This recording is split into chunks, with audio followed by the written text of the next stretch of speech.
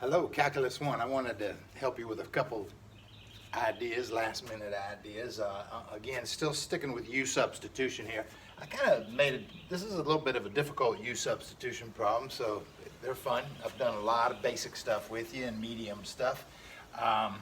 And the other thing I haven't done much with you is what about U substitution with a definite integral? So I have bounds on this one, and so I want to show you what happens. So anyway, you're looking at this, I would let u equal x plus 5. And so I find du, which is the derivative of du, the derivative of the other side here is a 1 dx. So that's an easy substitution. The problem is there's this x squared here. Let's see, so the denominator is a square root of u. If you don't mind, I'll call that u to the half. That's a square root of u. The dx is just a du. But you've got these extra x's here, you know, so that's not good. A lot of times the du wipes out those extra x's for you. So this is where, again, I said this once or twice, you got to get creative, a little more advanced U substitution problem. Maybe you should solve for x in terms of u. So what is x if you try to replace it in terms of u? X is a u minus 5. So that's what I need to do. This becomes a u minus 5 squared. And then that kind of looks like a mess, but it's doable. I need to do quite a bit of algebra here. Now, one of the points is there are these bounds, and I'm going to leave them off because those bounds are for the variable x, and I just changed to the variable u. So those bounds are kind of inappropriate here with these u, with this new u variable. I could change the bounds, or anyway, I got two options. I'll try to explain here as I get going. Let's work on this integral. I think I should FOIL that out. I think I should move this up. I could pull the 2 out. When I FOIL that out, it's u squared minus 10u plus 25. I move this u up, and it's a u to the negative a half. Move it up. And again, I've done a lot of work, but I haven't integrated yet. And you're not allowed to integrate a product. Don't do that. Please distribute, and then you have 3 separate terms you can integrate. But you have to distribute first. So the 2 is out front. Distributing u to the negative 1/2 means I got to multiply, means I got to add exponents. And I get u to the 3/2 minus 10u to the 1/2. Plus 25u to the negative 1/2. So there I am. And now I can integrate each term by term by term. I got to use the power rule on these little fractions. It's okay. There's a 2 out front. Here I go. Adding 1 to that is u to the 5/2 times 2/5. That's how I like to do it. Add 1 to that. That's u to the 3/2 times 2/3. There's a 10 out there. So if you don't mind, that's 20/3 multiplied by 2/3. Add 1 to that. That's u to the 1/2. You add 1. And then you divide by a half. That means multiply by 2. So there's a 50. And there you are. Plus c. Oh, I'm sorry. When it's a definite integral, I don't put a plus c. When it's a definite integral, I want to evaluate it. Now, hold on. Again, don't evaluate these u's with these old x bounds. If you want to use these old x bounds, you got to take the problem back to x's like we usually do. Here it is. 2/5. Oops. What is u? What is u? What is u? X plus 5. X plus 5 to the 5/2 minus 20/3. This is a complicated one, I gotta admit. To the 3/2. It's okay. It's the end of Calculus 1. Should get a little complicated here.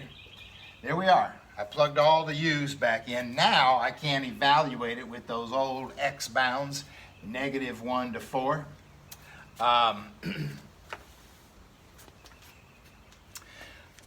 And I can do that. Now I just want to show you. My other option would have been this.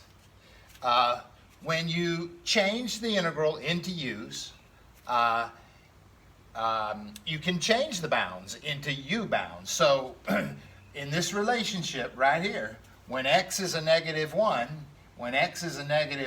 plus 5, that new u bound becomes a 4. When x is a 4, I can plug that in. When x is 4, u is a 9.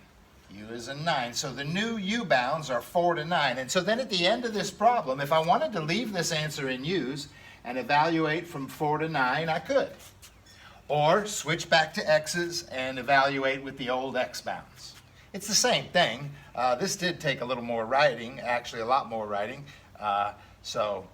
And depends on the problem. Certain problems wouldn't take more writing, but it's either one of those. But don't mix up those ideas. Either go back to x's with the old x bounds, or leave it in u with the new u bounds. This is what I'm talking about, u substitution with a definite integral. I don't think I've explained that to you before. All right. Anyway, if you don't mind, I'll just do this 9 and this 4. I think I'll erase this, so I got a little room to work. And I'll just help finish this for you here. Let's see, these are nice numbers. When I plug in the 9, it is the square root of 9, which is 3 to the 5th. Everybody knows that's 3 to the 5th is 243, I think. Square root of 9 is a 3. Cubed is 27. 27 times 20, everybody knows that's, I'll get to that. Square root of 9, which is a 3 times, that's 150. Minus 2 times, now we'll plug in the 4. Plug in the 4, the square root of 4 is 2. 2 to the 5th is 32, that's 64 fifths. Plug in a 4, square root of 4 is 2 cubed, it's 8. That's negative 160 thirds. Please plug in the 4, square root of 4 is a 2, that's 100. All right. Listen, you should finish this and get the answer. I like exact answers. So, maybe you could use a calculator, but be careful about a rounded off decimal. I like an exact answer. So I'll let you tell me what it is. You can handle that. You could get a common denominator. You could add this stuff up. Be careful. Subtracting. Anyway, you can do that. That's for you. That's for you. When you're a professor, you can quit right there and let you do that. Okay, good. I got another problem for you. That was complicated. That was complicated. You can finish it. I like these questions, find the area bounded by, and then I just give you some boundaries. I'm going to do this one. Y equals 4 e to the negative 2x plus 2, and x equals 0, and x equals 3, and y equals 0. I think I noticed on one of our previous quizzes or tests, we had some mistakes. You didn't quite get the area sketched right. You didn't quite get the bounds right. It was a little more difficult. I think I had a parabola, and that's it. But this one is kind of obvious. I think you should sketch the picture, but you really kind of don't have to. I think it's kind of obvious. Who are you integrating? That's the only function that's up here. Y equals 0 is the bottom. It's the x-axis. I'm integrating that function with respect to x to get the area. I think I'm integrating that function. And what do you think my left and right bound are? I think it's pretty obvious. I'm going from x equals 0 to x equals 3. So sometimes these are stated like this, and I always advise, you better sketch a picture to get this set up correctly.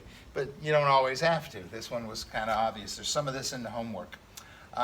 Hey, just for fun, I am going to sketch a picture. This is this function. It's a decaying, I think that's 6. When I plug in a 0, I get a 6. It's a decaying exponential function. And I'm integrating from 0 to 3. X equals 0 is a boundary. X equals 3 is a boundary. Those are vertical lines. And y equals 0 is a boundary, is the x-axis. So there's the shaded region of area we will find here. All right, technically, these are two different integrals. Technically, I should do u substitution on this, because this is an e to the u. I'm going to do it in my head. When I do e to the u here, that's my u. The answer is 4 e to the negative 2x, because the integration of e to the u is e to the u.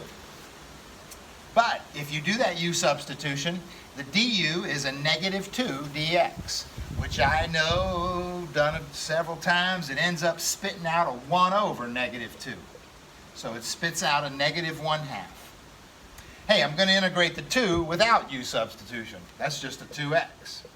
And then I'm going to evaluate from 0 to 3. Oh, by the way, I sort of did u substitution quickly in my head, but anyway, I'm back to x's here. And so I'm using the good old x bounds to do this. And here we go.